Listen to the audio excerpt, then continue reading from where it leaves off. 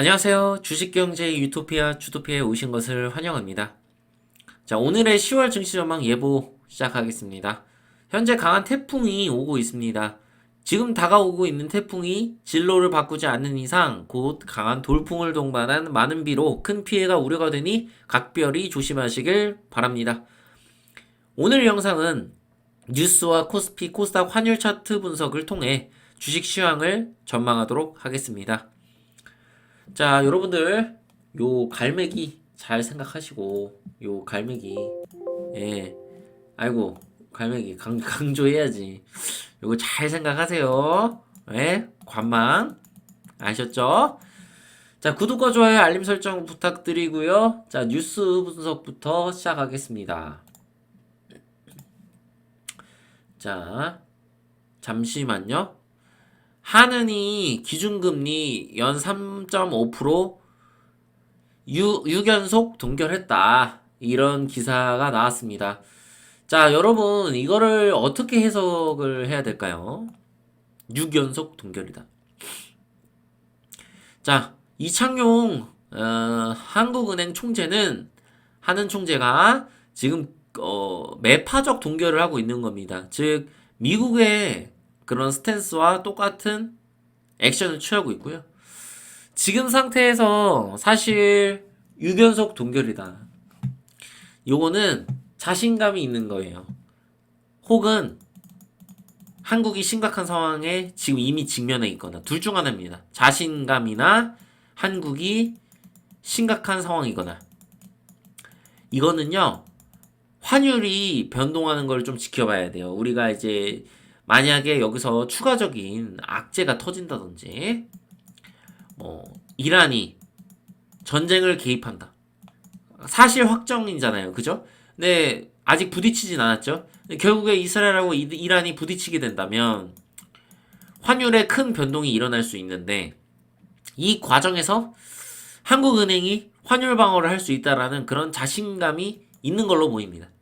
저는 그렇게 생각하고 있습니다. 심각한 상황이라기보다는 물론 한국이 심각한 상황인 거는 확실합니다. 왜냐면 한국의 부동산 문제는 절대로 간과할 수가 없는 그런 문제거든요.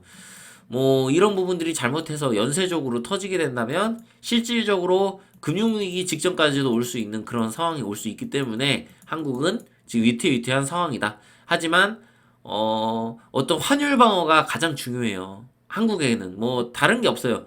한국 시장 자체가 한국 자체가 외국인의 자본이 이탈을 하면 안 되는 그런 특성을 갖고 있어요. 한국 자체가. 그렇기 때문에 환율에 대해서 굉장히 민감하게 반응을 해야 됩니다. 그래서 이 부분을 우리가 지켜보도록 하자고요. 어쨌든 긍정적으로 볼 수 있습니다. 자신감이 있다. 그래서 우리가 금융위기에 대한 우려를 해야 될 상황이 올 수도 있습니다. 나중에 이제 만약에 이제 환율이 생각보다 조금 불안정하고 유가가 생각보다 너무 많이 오르게 된다면 금융위기를 그때 가서는 고려를 해야 돼요. 당장 지금 금융위기가 터질 것이다. 이렇게 생각하지는 않으셨으면 좋겠어요. 그거보다는 조금은 긍정적으로 볼 필요성이 있으니까. 예, 어떤 이야기인지 구독자 여러분들은 아시겠죠? 자, 그래서 바이든이 이제 제가 이제 며칠 안 올렸잖아요, 영상. 그래서 뉴스를 좀 많이 볼 거예요, 오늘은. 자, 바이든이 가자 병원 폭발 다른 쪽 소행 같다. 이스라엘 방어 보장. 여러분, 가자 병원이 테러를 당했어. 이것 때문에 지금 바이든이 이번에 방문을 했을 때 이 효과가 많이 반감했습니다. 예. 하마스 미국인도 학살, IS마저 이성적으로 보이게 해. 네타냐후 앞서 뭐 단체야 이게. 팔레스타인 단체 소행이다. 이스라엘 측 주장 지지 표명. 자, 이거에 대한 진실 공방이 있을 텐데 지금까지 현재의 상황으로서는 이스라엘의 이야기가 맞을 가능성이 높습니다. 만약에 이스라엘이 거짓말을 했다. 이거는 여러분 치명적일 수 있어요. 그렇지만 미국이 확인을 했잖아. 미국이 확인을 하고 얘기를 했기 때문에 뭐 만약에 미국이 구라친다 이러면 큰일 나는 거 말도 안 되는 거고 그건 여러분 아시겠지만 미국이 이거 구라치면 어떻게 되는지 아시죠? 예, 진짜 지금 상황에서 여러분 달러 다 빠져나갑니다. 왜냐면 미국을 전 세계가 믿고 있잖아요. 지금 어떤 채권이나 이런 가격 변동을 여러분들이 보시면 알겠지만 미국이 지금 전 세계에서 신뢰하는 사실상 유일한 국가라고 봐도 예, 무방해요. 이런 국가가 만약 거짓말을 한다면 이거는 치명적일 수 있습니다. 그래서 그럴 리가 없습니다. 우리 바이든 형님이. 자, 우리 바이든 형님은 내년에 대선을 준비해야 돼요. 그렇기 때문에 이거를 어떻게든 전쟁으로 풀면 안 돼요. 전쟁으로. 전쟁으로 절대 풀면 안 되는 상황이에요. 그러니까 어떻게든 부딪히지 않으려고 노력을 할 겁니다. 그래서 미국 같은 경우는 지금 좀 세게 나가죠. 그리고 방어를 보장한다고 얘기해요. 그게 무슨 얘기냐? 이스라엘 혹시라도 침략하면 우리가 방어를 보장하겠다는 얘기지. 이스라엘의 공격을 뭐 돕겠다 이런 건 전혀 이야기하지 않았습니다. 선을 긋고 야 우리는 너네 만약 이란이 아니면 레바논이 개입을 하는 순간 우리 미군 투입할 거야. 우리 미군 알았지? 하면서 엄포를 놓는 거예요. 우리 미군하고 싸울 준비가 됐니? 저장한 무기는 충분해? 뭐 이런 걸 이제 얘기하면서 이제 전쟁을 하기 싫은 거예요. 예, 미국 절대로 전쟁하고 싶어하지 않습니다, 여러분. 그거 아셔야 돼요. 자, 그래서 이 이후에 어떤 일들이 일어났나 우리가 한번 보자고요. 자, 병원이 폭격에 이제 이스라엘 학살이냐, 아니면 테러 단체 소행이냐, 이게 지금 두 가지의 주장으로 대립이 되고 있습니다. 어디? 아랍 국가 vs 이스라엘, 미국. 요렇게 지금 갈라서 있습니다.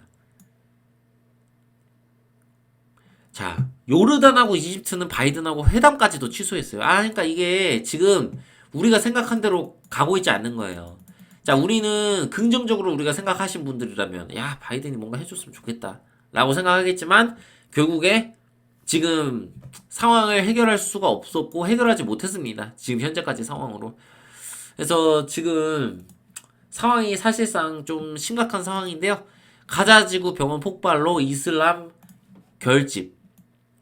곳곳에서 이스라엘 시위가 잇따르다. 이거는 증시에 굉장히 안 좋은 영향을 끼칠 수 있습니다. 예. 결국에는 이게 지금 제가 이슬람 결집이라고 했잖아요. 이란에서도 시위가 일어났어요. 즉, 이 팔레스타인 문제에 대해서 제가 얼마 전에 영상을 만들었습니다. 그죠? 그쵸? 예, 이스라엘과 팔레스타인 전쟁이 만약 이란이 개입하면 국제 정세가 어떻게 될 것인가, 세계 경제와 증시 전망이 어떻게 될 것인가, 그 영상을 제가 찍었습니다. 거기에 보시면 알겠지만 충분히 중동이 일어날 수 있는 상황이다 라는 걸 여러분들이 아실 수가 있을 겁니다. 그쵸? 왜? 그냥 이거는 어떤 팔레스타인이 무장단체가 이유 없이 이스라엘을 때린 게 아니잖아. 이걸 때린 이유에는 결국에 팔레스타인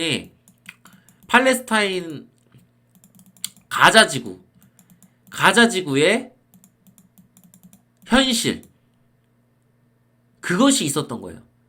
이스라엘도 잘못이 있었기 때문에 일어난 일이야. 그러니까 명분이라는 게 생길 수 있어요. 이란은 전쟁을 하는 걸 원합니다. 예, 확실합니다. 예, 지금 최근에 달려드는 거 보면 이란이 뒤에서 개입한 거 맞고요. 팔레스타인의 하마스가 바보가 아니잖아요. 여러분, 팔레스타인하고 이스라엘은 어마어마한 차이가 나요. 왜? 팔레스타인이 경제가 발전하지 못하도록, 교육 인프라가 발전하지 못하도록 이스라엘이 통제하고 있잖아요. 왜? 그럼 위험하니까. 그런데 이런 통제하는 국가가 뭐가 있겠습니까? 경제력도 없고 무기도 없고 아무것도 없어요. 그냥 홀로 몸 하나 있는 거야. 몸뚱아리 하나예요. 몸뚱아리. 그냥 변방의 장수라고. 그냥 없어. 팬방의 장수. 어? 아무것도 없어. 이런 상태에서 팔레스타인이 승산이 제로인 싸움을 하겠느냐는 거죠. 그동안 계속 굴욕적으로 패배해 왔어요. 팔레스타인은. 그러니까 이번에는 이를 갈고 준비를 했을 겁니다. 거기에서 이란이 개입을 했습니다. 이거는 지금 상황을 봤을 때. 여러분들, 이란이 개입을 안 했다고 생각하시는 분들은 지금 정세를 잘못 읽고 계신다고 저는 확신드릴 수 있을 것 같아요. 지금 쭉 지켜봤는데 확실한 것 같습니다. 그래서 이란은 전쟁을 하고 싶다. 자, 옐런 미 재무장관이 이런 얘기를 했습니다. 미국은 우크라이나 2.8 전쟁 모두 감당 가능하다. 이런 이야기가 옐런 재무장관 입에서 나왔다는 얘기는 옐런 재무장관은 전쟁의 가능성이 확전의 가능성이 굉장히 높다라고 판단을 하고 있는 것 같습니다. 그런데 미국은 모두 감당이 가능하다라고 이야기를 합니다. 예, 모두 감당이 가능할 겁니다. 왜? 힘들겠지만. 왜 그럴까요? 지금 미국 경기는 오히려 너무 좋아서 탈이야. 그죠? 이거 지금 인플레이션 잡으려고 금리 올린 거잖아요. 즉, 조금은 침체 와도 돼요. 많이만 안 오면 돼요. 근데 중요한 거는 미국이 문제가 아니라 한국이나 뭐 중국, 예, 이런 나라가 문제가 되는 겁니다. 예, 다른 국가가 문제가 되는 거예요. 이게 미국은 타격이 작을 겁니다. 다른 국가에 비해서는.